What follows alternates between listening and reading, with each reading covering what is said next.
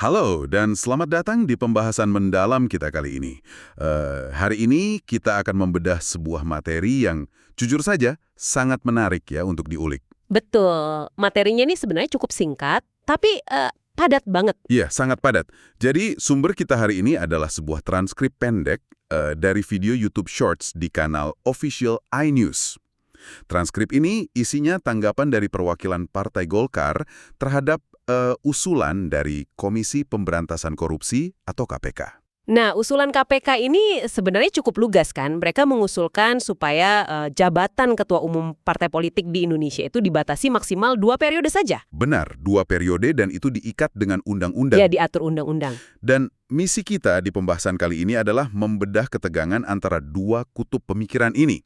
Di satu sisi ada dorongan untuk keseragaman dan regulasi dari luar. Yang diwakili oleh KPK tadi ya. Tepat sekali. Dan di sisi lain kita bakal melihat gimana partai politik itu ngebangun tembok pertahanan untuk melindungi otonomi dan aturan internal mereka sendiri. Oke, mari kita bedah ini. Tapi sebelum kita menyelam lebih jauh, saya mau menegaskan satu hal dulu nih kepada Anda yang sedang mendengarkan. Ini penting ya supaya konteksnya jelas. Benar banget. Dalam obrolan kita hari ini, kita sama sekali tidak mengambil posisi politik apapun. Kita ini bukan sorak-sorai pendukung KPK, dan kita juga nggak sedang memvalidasi atau menyerang argumen Partai Golkar. Betul, fokus kita murni membedah anatomi argumennya, strategi komunikasinya, dan retorika yang tersembunyi di balik kata-kata dalam teks sumber ini saja. Ya, murni analisis teks. Nah, waktu saya baca usulan KPK soal batasan 2 periode ini, saya tuh langsung kepikiran soal diagnosis medis. Wah, diagnosis medis gimana tuh maksudnya? Ya, ibaratnya kalau Anda pergi ke dokter karena patah tulang, dokter kan pasti langsung minta ronsen, ya kan? Oh iya, supaya kelihatan jelas di mana patahnya. Nah, hasil ronsen itu kan presisi banget. Ada garis putih yang patah, dokternya tinggal nunjuk layar terus bilang, nah ini masalahnya. Sangat bersih, hitam putih terutur. Iya, jelas banget solusinya. Usulan KPK ini terasa persis kayak gitu. Mereka mau sebuah alat ukur yang sangat jelas dan presisi untuk membatasi kekuasaan politik. 1 periode, 2 periode, selesai. Angka yang pasti. Keinginan untuk punya ukuran pasti kayak gitu tuh sebenarnya sangat wajar ya dalam tata kelola pemerintahan yang modern. Maksudnya angka itu ngasih rasa aman. Betul, ada kepastian di sana. Tapi masalahnya muncul ketika kita masuk ke dalam realitas tata kelola internal sebuah partai politik. Mesin ronsen yang presisi tadi itu ya mendadak kehilangan fungsinya. Kenapa bisa gitu? Karena landscape di dalam partai itu nggak lagi tajam dan hitam putih, kita berhadapan dengan perairan yang sangat keruh. Isinya itu dinamika manusia, faksi-faksi, sejarah organisasi yang panjang banget. Iya. Dan kekeruhan itulah yang langsung kelihatan jelas dari garis pertahanan pertama Golkar di transkrip ini kan? Bener banget. Waktu merespon ide pembatasan 2 periode lewat undang-undang, itu narasumber langsung menolak mentah-mentah konsep keseragaman. Iya, dia bilang begini, saya kutip ya. Saya pikir masing-masing partai itu punya cara yang berbeda-beda. Terus dia nekenin lagi, jangan dibuat juga seragam. Nah, yang menarik di sini adalah pemilihan kata jangan dibuat seragam itu. Kalau saya bayangin ya, ini tuh ibarat pemerintah pusat tiba-tiba bikin aturan, terus maksa semua restoran di seluruh negeri pakai 1 buku resep nasi goreng yang sama persis. Wah, analogi yang pas banget itu. Padahal setiap dapur restoran punya koki yang beda, tradisi masak yang beda, selera pelanggannya juga beda-beda. Jadi, pemaksaan aturan 2 periode lewat undang-undang ini, apakah ini mengabaikan hak konstitusi internal partai? Dari sudut pandang partai, jawabannya jelas iya. Penolakan terhadap keseragaman ini sebenarnya berakar dari cara partai melihat kedaulatan mereka sendiri loh. Maksudnya kedaulatan internal mereka ya? Betul. Narasumber ini dengan cerdik mengalihkan fokus dari undang-undang negara ke mekanisme internal partai. Dia menyebutkan soal anggaran dasar yang dirumuskan lewat Munas atau Musyawarah Nasional. Dan bagi kader partai, anggaran dasar ini kan bukan sekedar buku panduan administratif biasa ya? Sama sekali bukan. Itu konstitusi suci mereka. Iya. Soalnya anggaran dasar itu kan lahir dari proses yang bisa dibilang berdarah-darah ya di Munas. Anda bayangin aja, kader dari berbagai daerah kumpul, berdebat panjang lebar, nyatuin faksi-faksi yang tadinya musuhan, cuma buat nyepakatin aturan main partai. Betul sekali. Jadi waktu ada lembaga eksternal kayak KPK datang dan nyoba mendikte aturan main itu, Walaupun niatnya baik ya. iya, walau niatnya baik, itu rasanya kayak ada orang asing masuk ke rumah Anda, terus tiba-tiba ngatur ulang letak sofa dan meja tanpa izin. Wah, pasti marah dong yang punya rumah. Pastinya, dari perspektif tata kelola organisasi, filosofi one size fits all atau satu ukuran untuk semua ini memang sering gagal menangkap kompleksitas di lapangan. Golkar punya sejarah konflik dan pola kaderisasi yang sama sekali beda dengan partai lain. Jadi dengan nolak keseragaman tadi, dia sebenarnya lagi bikin pagar pelindung ya buat wilayah kekuasaannya Munas? Persis. Pesan utamanya adalah forum tertinggi buat urusan partai kami itu yang Munas, bukan lembaga pembuat undang-undang di luar sana. Nah, disinilah bagian yang sangat menarik. Karena mereka nolak aturan dari luar. Kita kan jadi penasaran nih sama Anda yang dengerin juga. Kayak apa sih sebenarnya realitas pergantian kepemimpinan di dalam partai itu? Iya, kalau nggak ada aturan eksternal jadinya gimana kan? Tunggu dulu. Kalau nggak ada batasan baku, logika sederhananya kan seseorang bisa aja jadi pemimpin abadi. Nah, itu kekhawatiran utamanya. Iya kan? Kalau seorang ketua umum punya sumber daya melimpah, jaringan kuat, apa yang bisa mencegah dia buat menang Munas terus-menerus dan ngunci jabatan selamanya? Tapi, jawaban narasumber soal ini tuh di luar dugaan banget. Betul. Dia justru ngebuka tabir dapur internal mereka dengan klaim yang cukup berani ya.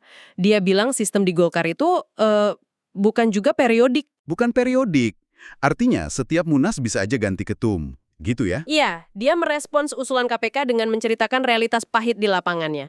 Dia ngomong begini, kita kalau ditentukan 2, malah mungkin nggak nyampe 2 di Golkar itu. Gila ya. Dia santai banget ngakuin kalau bisa bertahan 1 periode penuh udah bagus. Udah jadi kenormalan di sana. Tapi yang bikin saya benar-benar terpaku tuh, pilihan kata dia untuk orang yang berhasil tembus periode kedua. Ah, iya. Kata nasib itu ya. Iya, dia nggak pakai kata hebat atau sukses atau kuat. Kalimat aslinya tuh, kalau 2 itu nasib. Tunggu dulu, dia pakai kata nasib di tengah kompetisi politik tingkat tinggi. Itu luar biasa menarik loh. Memang sangat menarik. Soalnya kata nasib itu kan kesannya acak banget ya. Kayak bergantung sama angin keberuntungan doang. Dan hampir sepenuhnya di luar kendali kita. Nah, justru menggunakan kata nasib buat mendeskripsikan periode kedua ini adalah strategi komunikasi yang brilian banget. Brilian buat meredam isu diktator internal tadi ya? Tepat, secara tersirat, dia lagi ngegambarin betapa buas dan dinamisnya ekosistem persaingan di internal partai. Menjadi ketua umum partai politik besar itu bukan sekedar duduk manis di kursi empuk. Tapi duduk di kursi panas yang digoyang tiap hari. Betul, digoyang terus sama faksi-faksi, dituntut sama kader daerah, belum lagi tekanan politik nasional. Jadi pesan tersirat ke KPK tuh kayak gini ya, kalian ngapain repot-repot bikin aturan biar ketum kami nggak ngejabat selamanya? Di arena kami ini bisa bertahan hidup nyampe periode 2 aja udah butuh intervensi takdir. Hahaha, iya, kurang lebih gitu. Iklim kompetisi internal itulah yang jadi mesin pemotong masa jabatan yang paling efektif. Luar biasa. Dan di lingkungan sekeras itu, durasi jabatan udah nggak relevan lagi kalau cuma diukur pakai stopwatch atau kalender kan.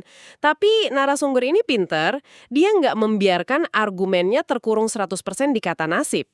Oh iya, ada pengecualiannya kan di transkrip? Iya, dia sengaja ngebuka satu celah yang secara radikal ngubah arah argumennya.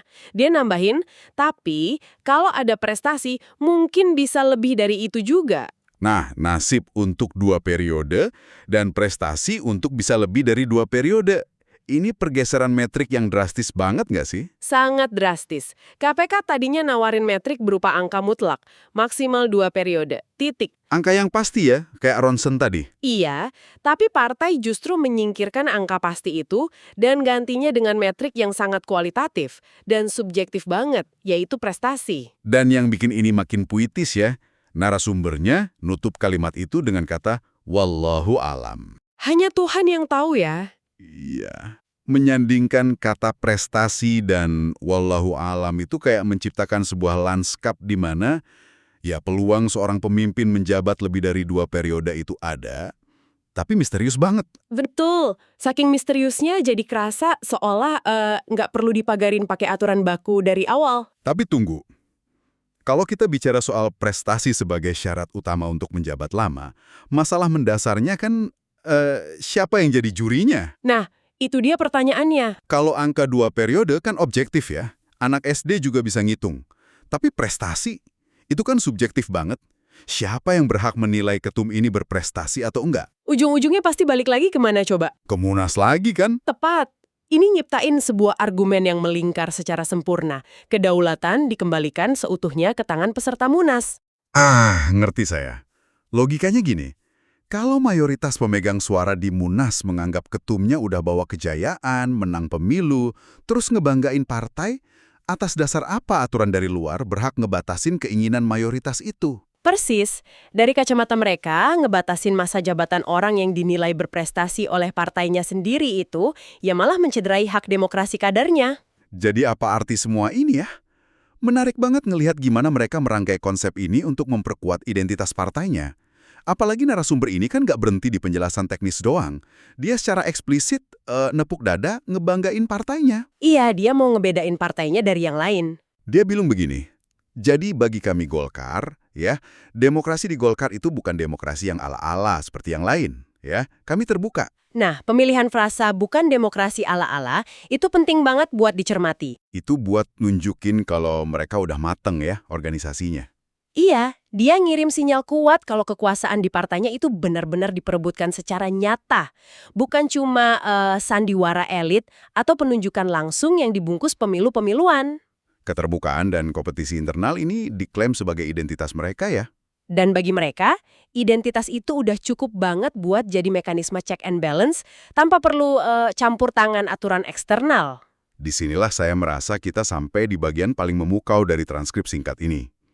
Maksudnya kita kan udah ngikutin nih perjalanannya dari awal. Dia nolak keseragaman, dia bentengin kedaulatan Munas, terus ngomongin nasib dan prestasi, sampai ngukuhin diri sebagai penganut demokrasi sejati. Sebuah fondasi argumen yang sangat kokoh ya. Kokoh banget. Nah, setelah fondasi itu berdiri tegak, tiba waktunya dia ngasih kesimpulan akhir ke usulan KPK itu. Dan waktu dengar respon akhirnya, saya bener-bener takjub. Takjub gimana? Dia tuh nggak meledak marah, dia nggak ngancam-ngancam KPK, dia malah santai banget bilang, tapi apapun aspirasinya, boleh juga, nggak ada masalah ya. Ah, iya.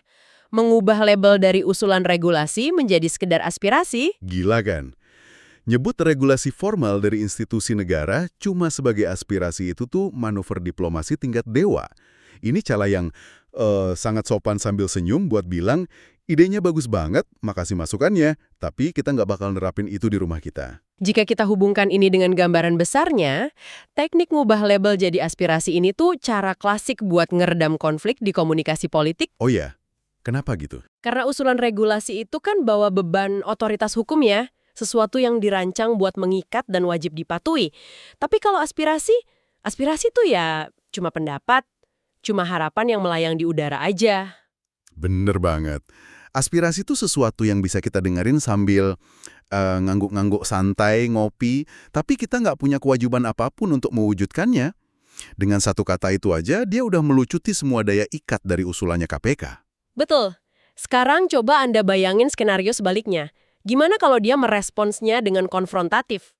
Misalnya dia marah-marah gitu. Iya, misalnya dia bilang, KPK nggak punya wewenang, campur tangan urusan internal partai kami, ini pelanggaran kedaulatan. Wah, kalau gitu sih pasti langsung jadi headline berita di mana-mana dan sentimennya negatif banget. Pastinya, partainya bakal kelihatan defensif, anti kritik, dan malah terkesan ngelawan semangat tata kelola yang bersih yang dibawa KPK. Itu mimpi buruk buat public relations mereka. Publik juga pasti mikir, kok partai ini marah banget disuruh ngebatasin kekuasaan, pasti ada yang disembunyiin nih. Nah, makanya dia milih rute yang beda. Rute yang kelihatan inklusif dan mau merangkul. Dengan bilang boleh juga dan nggak ada masalah, dia itu sukses menetralisir potensi serangan balik. Dia serap energinya ya. Iya, usulan itu diserap, terus dijadiin sekadar suara bising di latar belakang aja. Ini sekaligus mendemonstrasikan apa yang dia klaim sebelumnya kan, bahwa partainya terbuka dan mau dengar masukan. Tapi sambil senyum nerima aspirasi itu, fondasi utamanya sama sekali nggak bergeser ya. Sama sekali nggak. Aturan main satu-satunya tetaplah anggaran dasar di Munas. Putusannya cuma bakal diketok di gedung Munas kami, bukan di luar. Kesimpulan yang sangat pas. Jadi kalau kita tarik mundur pandangan kita sedikit dari analisis kata per kata ini, apa yang sebenarnya tergambar dari transkrip ini? Untuk Anda yang mendengarkan, kita ini sebenarnya lagi ngelihat potret miniatur dari pertarungan dua mazhab besar ya. Pertarungan dalam pengelolaan kekuasaan politik ya. Betul, di satu sisi kita punya dorongan menuju standarisasi tata kelola. Ini yang diwakilin KPK. Mereka butuh prediktibilitas. Mereka pengen batas yang tegas, terukur, transparan. Kayak hasil ronsen yang kita obrolin di awal tadi. Iya, angka 2 periode itu kan instrumen paling gampang buat dicek, buat mencegah penuntukan kekuasaan dan penyalahgunaan wewenang. Nah, di sisi yang berlawanan, kita ngelihat gimana benteng pertahanan kemerdekaan internal partai ini bekerja. Mereka bersikeras bahwa dinamika manusia di politik itu nggak bisa dan nggak boleh diukur pakai penggaris birokrasi yang seragam. Karena mereka yakin ekosistem kompetisinya udah cukup mengawasi ya. Betul, pertarungan faksi yang luar biasa keras, ditambah metrik subjektif berupa prestasi tadi, itu dianggap sebagai pengawas yang jauh lebih organik dan otentik. Mereka cuma nuntut hak untuk mendesain arsitektur rumah mereka sendiri. Baca transkrip ini tuh kerasa kayak ngelihat tarian retorika yang sempurna ya. Dia nolak diseragamkan kayak resep masakan, terus mukur usia jabatan pakai koin nasib dan prestasi, sampai di akhir ngebunuh regulasi pelan-pelan dengan menyebutnya sekedar aspirasi angin lalu. Ini memunculkan pertanyaan penting sih buat kita gali lebih dalam lagi. Selama pembedahan kita hari ini, kan kelihatan jelas gimana partai sangat taktis menyingkirkan alat ukur objektif bernama 2 periode dan menggantinya dengan alat ukur buatan mereka sendiri, yaitu prestasi. Dan inilah yang membawa kita balik ke titik paling krusial dari seluruh obrolan kita. Jika gambar ronsengan hitam putih itu dianggap terlalu kaku buat politik, Dan jika masa hidup jabatan ketum nggak boleh dibatasi deretan angka, melainkan murni ditentukan oleh metrik prestasi yang dinilai di perairan keruh bernama Munas, maka untuk Anda yang masih setia mendengarkan, saya mau nitipin satu pemikiran buat Anda bawa pulang. apa itu? Coba pikirin deh, siapa sebenarnya yang pada akhirnya megang kuasa paling besar untuk mendefinisikan arti kata prestasi di dalam sebuah organisasi politik? Wah, pertanyaan yang sangat provokatif ya. Apakah prestasi itu murni cuma soal pencapaian objektif, kayak menang pemilu atau bikin sejahtera anggota? Atau jangan-jangan, pada hakikatnya, kata prestasi itu cuma cermin dari siapa yang paling cerdik, paling berkuasa, dan punya duit paling banyak untuk ngunci suara mayoritas pas Munas digelar? Karena kalau bertahan 1 periode aja dibilang kenormalan, dan periode kedua murni soal nasib, Maka prestasi untuk bisa lebih dari 2 periode pasti punya definisi yang jauh lebih gelap dan berlapis daripada yang ada di kamus kan? sebuah teka-teki kekuasaan yang luar biasa menarik untuk direnungkan. Betul sekali. Baiklah, terima kasih yang sebesar-besarnya untuk Anda yang sudah bergabung, meluangkan waktu, dan ikut memutar otak bersama kami di pembahasan mendalam hari ini. Teruslah kritis membaca teks di balik teks ya. Iya, jangan telan mentah-mentah apa yang dikatakan tokoh publik kita.